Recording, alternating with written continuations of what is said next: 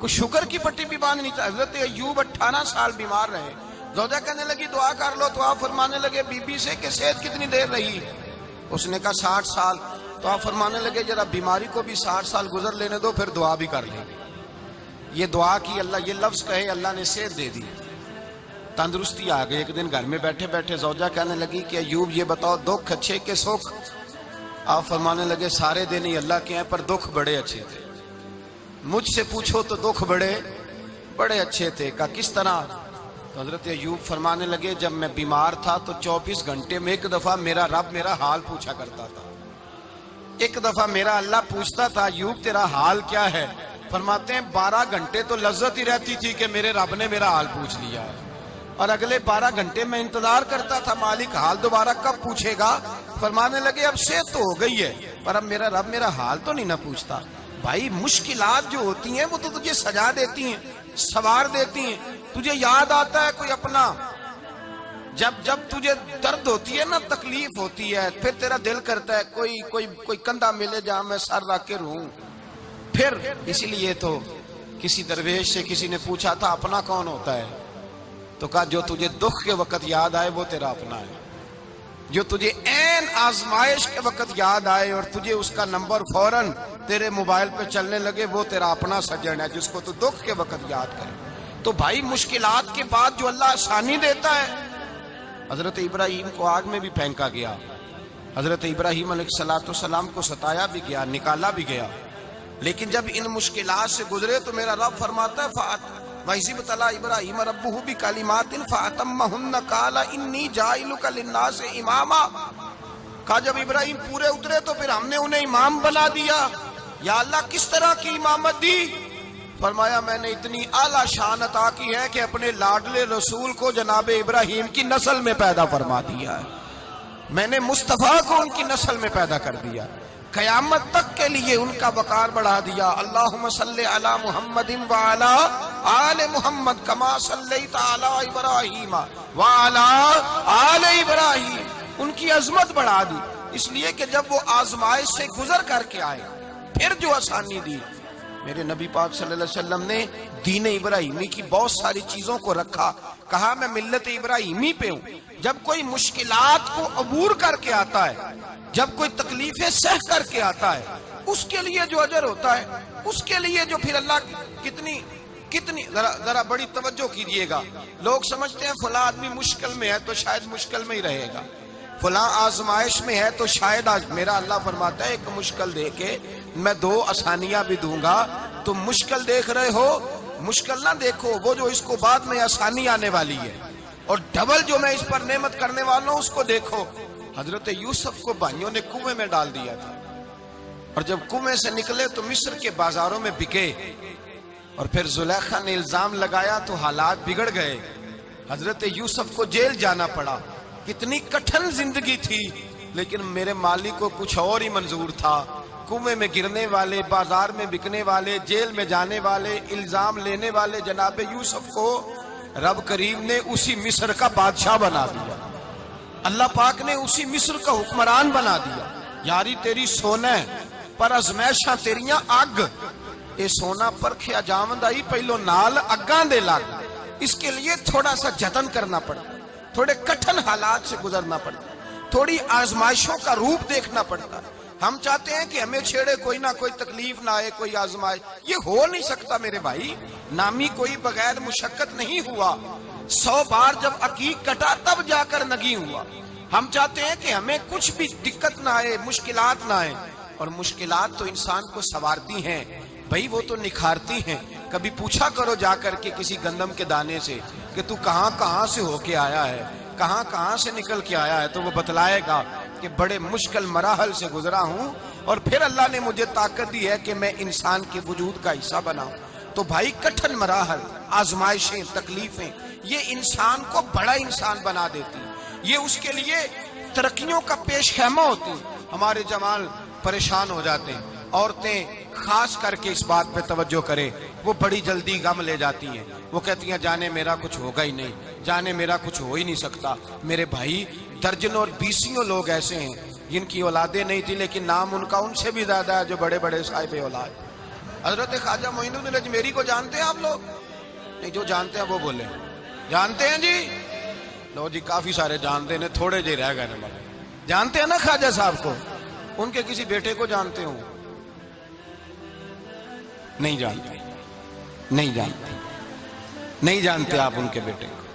हजरत ख्वाजा मोइनुद्दीन अजमेरी रहमतुल्लाह ताला अलैह के बेटे को नहीं जानते, लेकिन वैसे आप हिंदुस्तान में किसी आदमी को छेड़ के देखे, वो कहेगा मैं ख्वाजा साहब का रवानी बेटा हूं, मैं औलाद।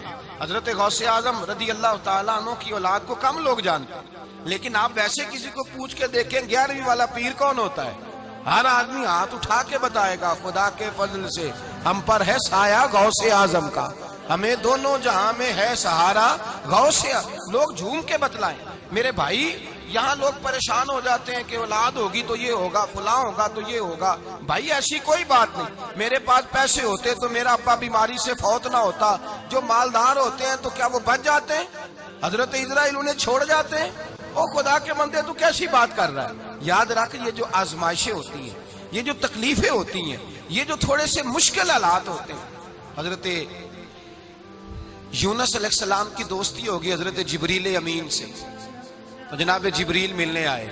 हजरत यूनुस अलैहिस्सलाम फरमाने लगे, जिब्रील मेरा दिल करता है मुझे उस बंदे की मुलाकात करा जो अल्लाह का सबसे ज्यादा इबादत गुजार बंदा है।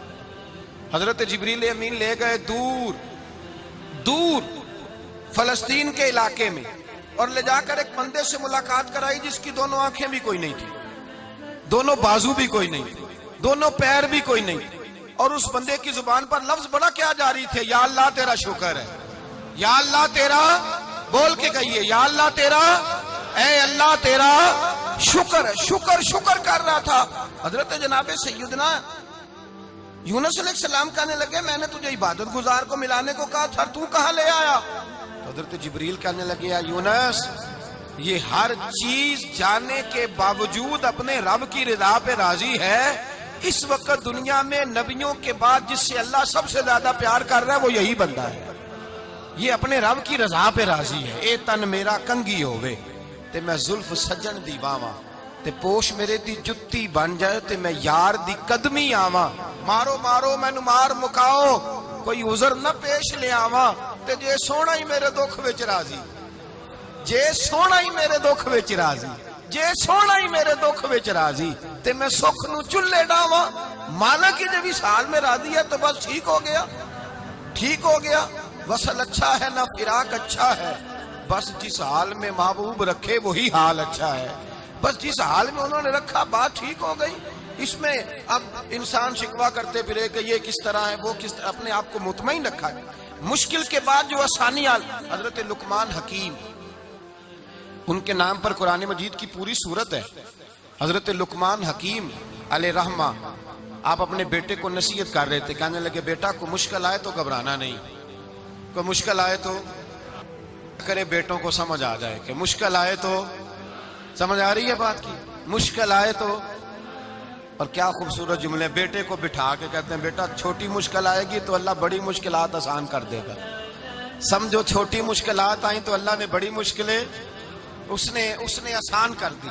और आपको बताऊं, असल इंसान होता ही वो है जो मुश्किलों में जीने का ढाब सीख जाता है, वो बन जाता है, जो कर्ब के हालात में जीने का सलीका सीख जाए। अपने बच्चों को ये समझाना, हजरत लुकमान, बेटे मुश्किल आए तो घबराना नहीं, बड़ी को टाल देती है, वो नेकी का और आसानी का पेश खैमा होती है। अल्लाह उसके बाद आसानी समझा रहे हैं।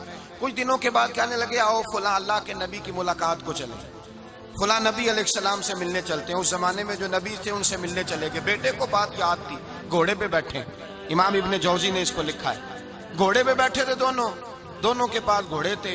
अब रास्ता बहुत ज्यादा था, खाना साथ ले लिया, पानी साथ ले लिया, रास्ता लंबा था, सहरा का इलाका था। जब जाने लगे तो इतनी सख्त गर्मी हुई कि घोड़े भी बेहोश होने लगे। अचानक ऐसी गर्म लू चली कि घोड़े भी। अब दोनों बाप बेटा जो थे वो बड़ी जोश में थे कि जाना ही जाना है। घोड़े से उतर करके पैदल चलने लगे।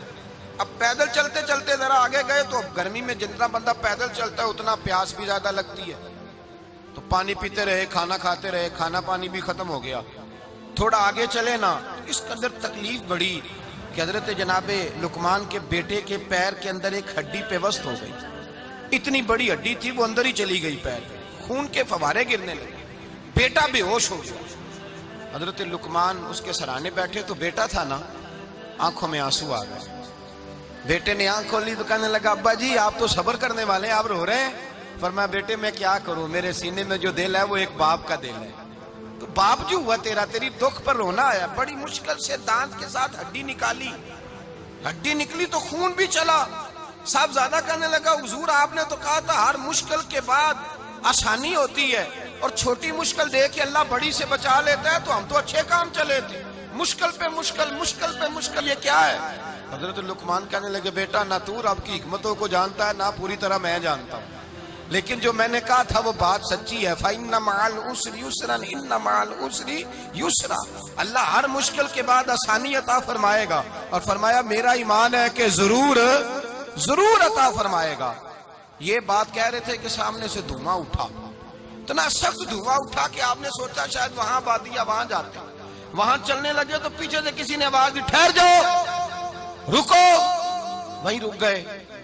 थोड़ी देर गुजरी तो कहा रुक जाओ। जब रुके तो एक बोलने वाला बोला, कहने लगा तुम्हारे लिए थोड़ी देर के बाद जानवरों का बंदोबस्त कर दिया जाएगा, खाने का भी बंदोबस्त हो जाएगा, बच्चे का पैर भी सही हो जाएगा, चले जाना, लेकिन जरा ठहरो।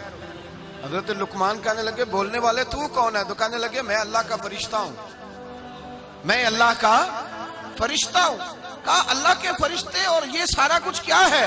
तो फरिश्ता कहने लगा, असल बात यह है कि सामने बस्ती पर मुझे अजाब नाज़िल करने का हुक्म मिला था, आप बड़ी तेजी से आ रहे थे, मैंने रब से दुआ की कि अल्लाह इस बाप बेटे की गलती कोई नहीं, मेहरबानी फरमा। रब ने पहले आपको सहरा में उलझाया, फिर मेरी दुआ की बरकत से आपके घोड़े ठहर गए, फिर मेरी दुआ की बरकत से आपका पानी खत्म हुआ, फिर मेरी दुआ की बरकत से आपके बेटे को जख्म आया, फिर मेरी दुआ की बरकत से सामने से धुआं उठा। फरमाया ये जो तुम्हें मुश्किल पे मुश्किल आ रही थी, ये तो मेरा रब तुम्हें अजाब से बचाना चाह रहा था। ये जो तुम्हें मुश्किल पर मुश्किल आ रही थी, तो मेरा मालिक तुम्हें अजाब से बचा रहा था, तुम समझ ही नहीं रहे थे। हजरत लुकमान ने बेटे की तरफ देखा तो बेटे कहने लगे, अब्बा जी बात बिल्कुल सच्ची है, अफदलु जिक्र ला इलाहा इल्लल्लाह, ला इलाहा इल्लल्लाह। और फिर पढ़ने लगे, हस्बुनल्लाहु व निअमल वकील, निअमल मौला व निअमन नसीर। ये विर्द होने लगे। भाई जब तुझे मुश्किल आती है, आजमाइश आती है, तो उस वक्त समझता है पता नहीं मेरे साथ क्या बनने लगा है। अल्लाह तबारक व तआला छोटी मुश्किल दे के तुझे बड़ी से महफूज रखता है, छोटी बीमारी दे के तुझे बड़ी से महफूज रखता है। बल्कि मैं एक दफा एक तकलीफ में, एक आजमाइश में मुब्तला हो गया, तो मैंने अपने हजरत से कहा कि हुजूर सारे दुख इकट्ठे ही आ गए, क्या किया जाए?